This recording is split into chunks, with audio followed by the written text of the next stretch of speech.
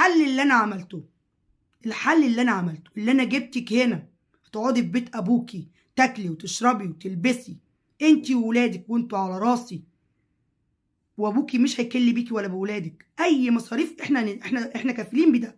لكن جوزك لا. في يا استاذه جمانه، هو انت زعلانه ان انا جبتك من بيتك طول الطريق طبعا. واحنا جايين عماله تنفخي وتضربي في العيال؟ في ايه يا ماما؟ ايوه اكيد طبعا زعلان. كمان اكيد. ليه كنت عايز تقعدي؟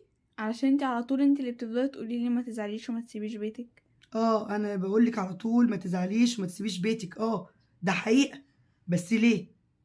يعني ليه؟ ليه؟ عشان خراب البيت وحش. ايوه. لكن جوزك كده هو اللي بيخرب البيت.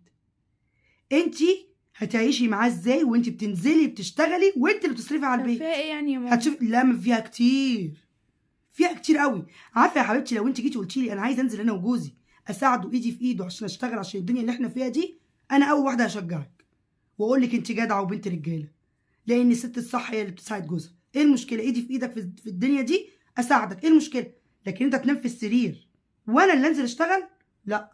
يبقى انت مش متجوزه راجل، وانا ما جوزت لبنتي الخيال مآتة. زي وجوده زي عدمه.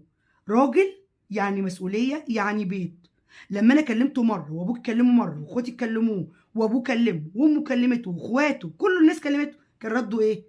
الدنيا بايظه وانا دورت ومفيش والدنيا واقفه. مش كده. راجل يعني مسؤوليه، يعني انا افحط في الارض واجيب اكل ولادي. العيال دي مسؤولين منه، انتي زوجه مسؤوله منه. لا يصح الا الصحيح ومحدش يزعل من ده. لما انا الاقي بنتي واقول لها روحي واشجعها واقول لها انزلي اشتغلي وخلي جوزك نايم في السرير، يبقى انا ست مش كويسه، ويبقى انت مش طالعه بيت اصول ومش طالعه من بيت رجاله. بنت الرجاله تصون بيتها، وانا شفت ان انت صنتي كتير يعني ايه وهو الحل يا سايب. ماما بس؟ الحل اللي انا عملته اللي انا جبتك هنا هتقعدي في بيت ابوكي تاكلي وتشربي وتلبسي انتي وولادك وانتوا على راسي، وابوكي مش هيكل بيكي ولا بولادك، اي مصاريف احنا كافلين بده. لكن جوزك لا.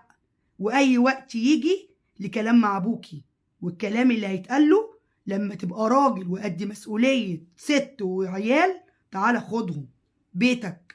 لكن انت مش قد المسؤوليه ما تجيش، ومش عايزين نشوف وشك الا لما تبقى راجل قد المسؤوليه. وعشان كمان يا حبيبتي اللي احنا بنعمله ده عشان خاطر ولادك، انت عايزه عيالك يطلعوا مش رجاله؟